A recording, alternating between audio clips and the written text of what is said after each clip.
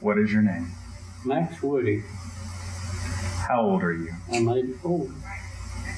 When and where were you I born? was born in 1929 in West Marion. It was then called the Glades. How did your family get their start in woodwork? Well, in the early days when folks came over from the old country, they had to build what they had to have: chairs, tables, the necessities of life. They either built them or grew them or traded with someone that did. And so my family was noted, as well as for making chairs, they made wagons and sleds and the other necessities of life. And on my mother's side of the family, from Haywood County, they did pretty much the same thing. And they were noted for farming. Well, they all farmed. But my mother's father was known to build caskets. They never sold them. They just, when someone passed away in the community, people gathered in to build up a casket. And the lumber was usually donated from a local sawmill. By the way, I've made 3 caskets, I guess. I made my mother's casket. And I made one for a doctor in Buckham County, and I made one for a friend of mine that was a sawmiller. And on the lighter side, he passed away before he paid me for the casket, and I couldn't repossess it. But we could count about 7 generations, 8 now with my new grandson, that I'm hoping is going to make a chair maker and woodworker of our family that have worked in furniture and chairs especially. How did your family come, or how did it come to being in McDowell County? And then when did the chair shop open? Okay, my father and his dad moved from Mitchell County. They worked a while with the C&O Railroad to Forest City. And my dad got hopelessly crippled in a railroad accident when he was 27 years old and was never able to work anymore. And they lost their home, and automobile, and their bank accounts. The depression hit. They moved to West Marion, and I got born, so we was hit with a triple whammy. But we were cut. We survived it. And my mother had 8 brothers, and occasionally they came and stayed with us. They farmed, and on Saturdays they'd bring milk and butter and eggs to town that they grew on the farm. And at that time, Marion had a kind of like a farmer's market just below the courthouse uptown. And people horse traded, had cows there, they had pigs, there'd be trucks with pigs, selling pigs. And so my father always worked at something, and he went on crutches and had a brace on for a lot of years. And he always did things that he was able to do.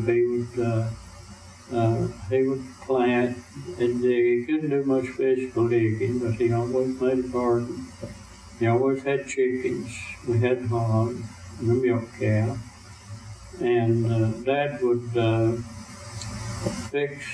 we'd fix beds to sow tomato plants and all kind of vegetable plants. And we had moved at that time to Clinfield Village. And people from the mill village would come down and buy the plants. But even before this, though, my mother's people being from Haywood County, it's another story. in 1916, a big flood hit the mountains, and it washed out my grandfather Arrington's mill race that he pulled his shop and grist mill with. They was 13 children in the family, grandma and grandpa. They loaded their chickens and hogs in wagons. This was way down beyond Waynesville.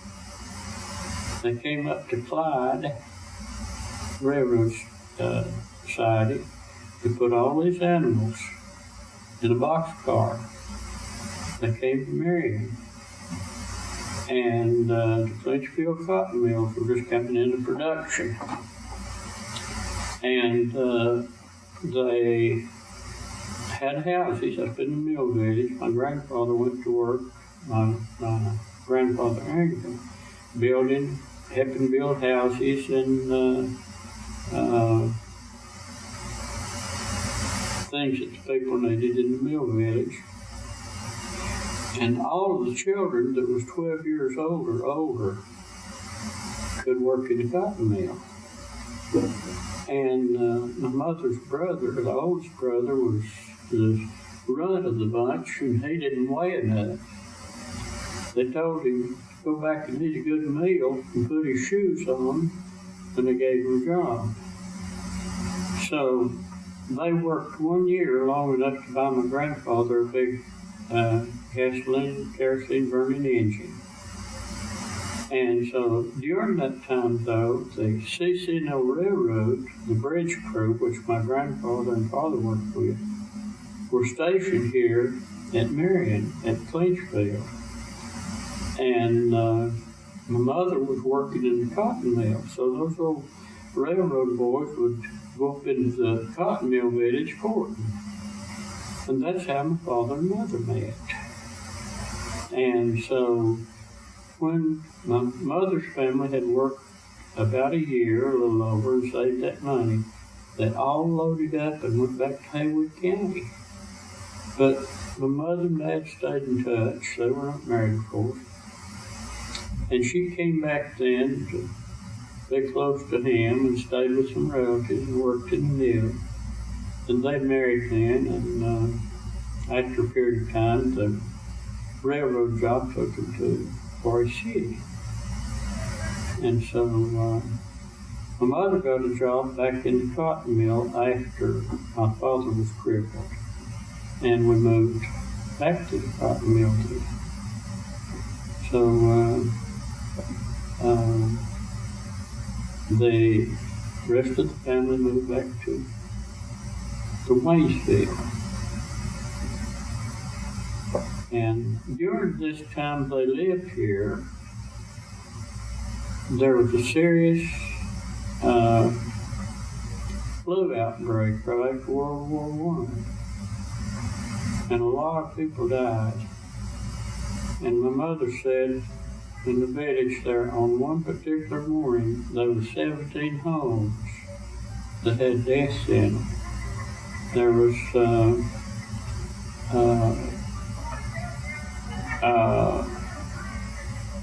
youngest child of sister, my mother, died during that epidemic.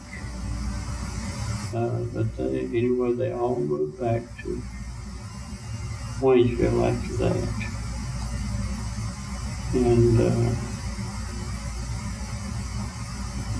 And a lot of years later, after I was married and all, I bought some property up in the mountains. And there's an old cemetery up there. And that little cemetery has a lot of graves. The little headstones are about a foot apart.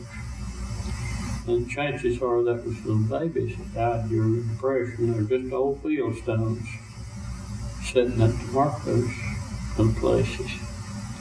And I lived in that old cabin for several years back. My wife passed away, and I had oil lamps and wood cook stove. And I was there until I married Pat, the lady that had married to me. And she had to have electricity and her dryer and a TV and all that kind of stuff. When did you open your chair shop? It's another story. We want it. I finished high school in 1947 with great difficulty. And the year before I finished, 2 years before, I caught a train to Johnson City. I was 15. I worked in a hardwood flooring plant for the summer. In wartime, they didn't ask your age. I came home, and my father passed away. I was 15-year-old. And I had a cow for my family. I'd raised from a little heifer. I had a couple of pigs and some chickens. And had to have feed for them. So I went down to the neighbor's house and trained his horse to plow. I plowed and planted corn before school was out. When school was out, I got a job on Mount Mitchell digging ditches. And I'd get up in the mornings and milk, feed my hogs, and eat breakfast. And walk 2 miles and catch a truck at 20 minutes after 6. Ride to the mountain and dig ditches all day. Ride back and walk home. Well, they would let me off the mountain long enough to plow my corn out. And so the next year, when I finished high school, I got a job at Directional Furniture. And I hired a ride to and from the factory and saved my money. Wanted a shop and tools. And I had been inspired by my vocational agriculture teacher in high school. And he would let me work in the shop all that he could spare me. And so I did that an automobile and a girlfriend. There wasn't many girls to date you if you didn't have a car. And I saved $850 in a little less than 3 years. I was making 65 cents an hour. And I quit the factory and caught a bus to Charlotte one Saturday morning. That was in 1950. And I spent $736 of my money that day for tools. And the hardware store manager said, "Where's your truck?" I said, "You'll have to ship them to me. I'm riding the bus." So I went to my grandfather Woody's then and went to work with him learning to make chairs. And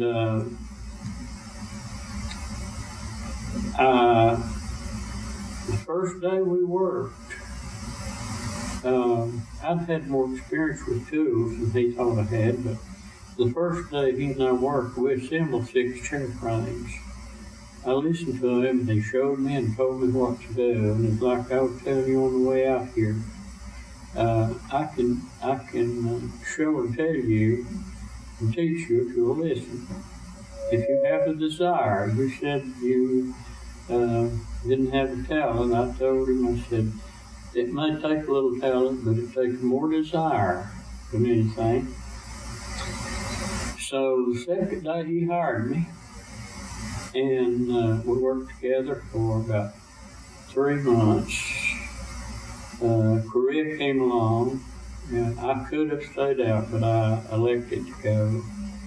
And I did well in service. I went to Korea, and I spent 9 months and 3 weeks in North Korea.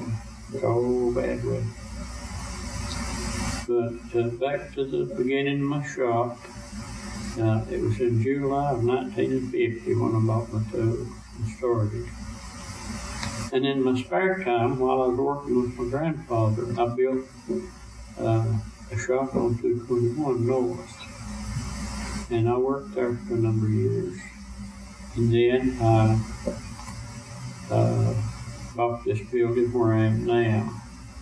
And I've been there since 1962. And I bought our home place for my sister and built a log house up there my wife and I live in. And I've remodeled my old shop and I'm gradually moving back in it. I'm going to be working back there. Hopefully most of the time. But I'll still keep my other place. But I'm going back home after 50 years. And we have chairs in all the states and a lot of foreign countries. And each chair is custom built to suit the person.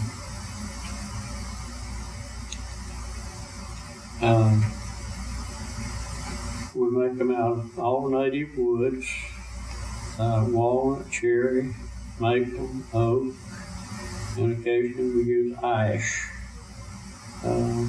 But we do our own finishing. Most always it is a natural finish, unless someone wants wood stain. We don't like to stain it. We like to put a natural finish on it. And we use an oil finish. It's very durable, easy to take care of.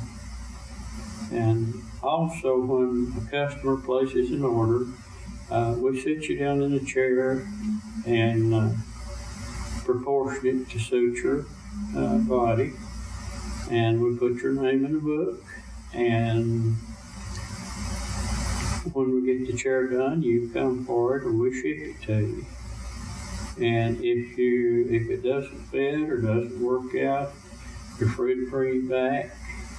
Or anytime if you have one of our chairs that you do not need any longer, we buy it back. And so we bought back very few chairs in these years. And can I ask, have you ever had any? When I went to visit his shop, I saw some people come in and he told them about how they custom make these chairs for the individual. I think people are taken back by that because they don't understand that doesn't just come from a factory and, you just make these custom, you make it for the person. Have you ever had any really difficult customers that just drove you crazy? Or have they all been pretty good? Occasionally I have. I won't work for anyone I don't like.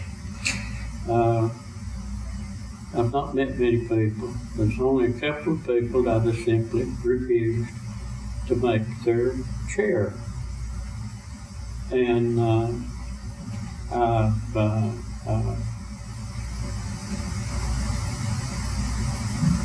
I did a chair for a gentleman one time that he wasn't well, he was sick. And I had to custom do this chair for him. And he had a very important job. And he was not feeling well. And I went overboard to customize this chair to where he would be comfortable. And he couldn't quite figure me out. I'd bring the chair to his home. At one time, his wife brought him to my shop. And he was in such pain, he could not get out of his car. And so I went to all ends to make him comfortable in his chair. There's more to the story than that. He passed away, and his wife lives in Marion, and she's one of my closest friends.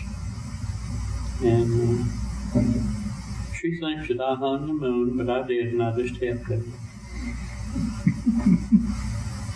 But I enjoy my work and enjoy the people that I work for.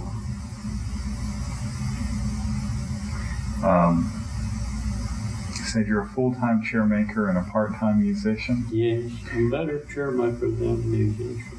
Now, is music something that's always been in your family, or was that just you? Pretty much so, yes.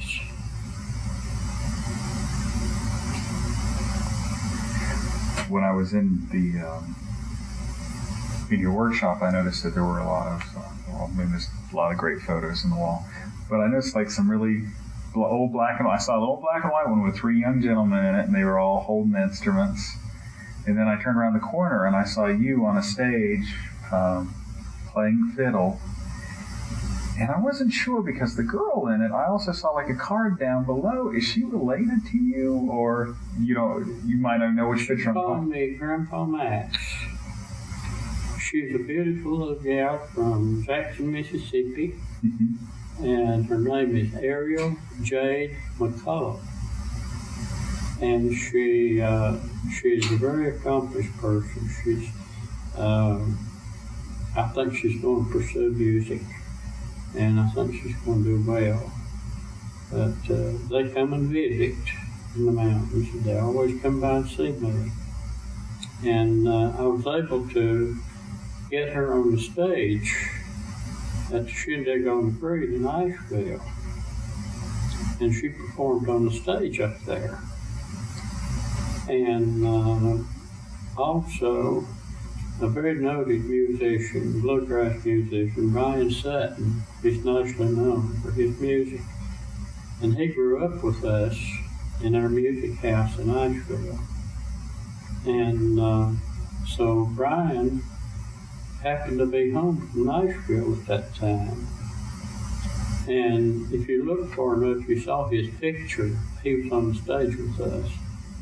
And little Miss Ariel was so thrilled, she called her music teacher back in Jackson, Mississippi that night to tell the Brian Sutton she'd been able to perform with him. He's a studio musician in Nashville and played with Ricky Skaggs and Dolly Parton and a lot of big names. But she's a very sweet little girl, a good Christian girl. Can you tell us a little bit about the music that occurs every week at your place? We're all amateur. There's no professional. We don't have any fluid or off color, that type of thing. It's all good, family oriented.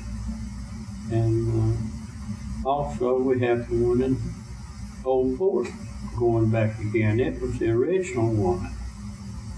And after about 26 years, an undesirable group of people got in control of it. And we got out. We couldn't take pride in it anymore. So the Harleys and some of our other friends got out, Carol and Harold. And we came back, and our neighbor graciously allowed us to use his building. Well, the program in Old Fort, the town closed it down. It got so bad. And it stood empty for several weeks. And we love old people to come. You'll see them gathered in out there at 6:30. They'll be on crutches and walkers and walking canes. And one lady came and measured the door for her husband in a wheelchair. Well, at Old Fort, it had gone so many years that we had about 50 plus, maybe 55 pictures on the wall of musicians that had passed away during that time. So a lot of the old folks in Old Fort had no way, when they closed that one down, to come down to our place, the new place. So Mike Conley graciously did a story in the McDowell News. And I told him, I said, Mike, those old people have no place to go. And I said, they've been used to it for 26, 27 years. And I said, those old pictures on the wall, those old patriarchs who put so much into their music and all, having to look on a dark room on Friday night. And Mike did a story and put it on the front page of the McDowell News. And the story had tears in it almost. So the Old Fort graciously allowed us to reopen that. So we're going full capacity at both places now. What does it cost to come to these? Free. You'd be surprised at some of these kids, what they're playing. There's one little fellow's not about 12 or 13. He can just get all over a mandolin. And I tell you, I'm just pastime. I'm not good. But it does me more good to see them doing that. And just think of all the places they could be on Friday nights instead of being. When you see these young people come out to Woody's, though, it's a nice positive, one of the few positive things I think that we get to see these days is these young people, especially performing the music that you grew up with. It's the same music again. I give God credit. When I get these groups in, I tell them, none of this I could have accomplished on my own. I give God credit for it. So I've had an interesting life.